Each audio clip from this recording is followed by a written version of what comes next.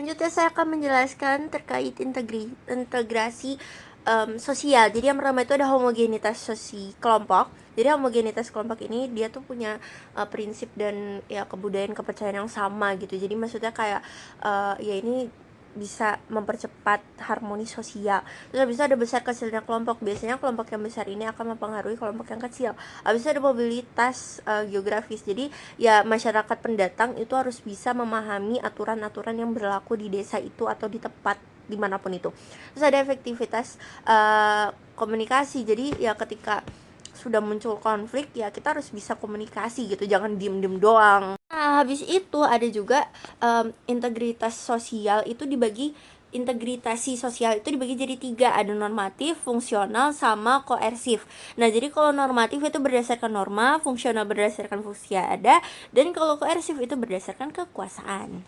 Habis itu integrasi sosial itu ada prosesnya. Yang pertama ada akulturasi, ini tuh berdasarkan kayak kebudayaannya. Nah terus kalau misalkan asimilasi itu kayak ada usaha untuk misalnya kayak mengurangi perbedaan gitu lah. Nah jadi si asimilasi ini tuh ditandai dengan pengembangan sikap, ya pengembangan sikap.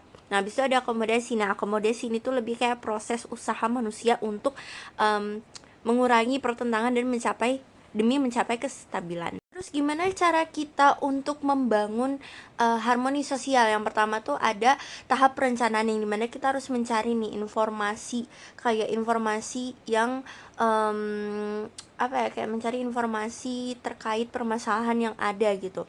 Nah habis itu setelah udah baru kita merumuskan masalahnya menggunakan SWOT, strength, weakness, opportunities, sama threats. Nah kalau strength itu ya udah kekuatannya apa, kayak ya udahlah kekuatan. Nah kalau weakness itu ya udah kelemahannya, kayak kelemahan dari masalah itu tuh apa. Terus kalau opportunities itu peluang kira-kira apa ya, kayak gimana caranya kita mendapatkan peluang untuk menyelesaikan konflik tersebut kayak dari pihak ketiga gitu mungkin. Dan threats itu adalah ancaman lagi gitu.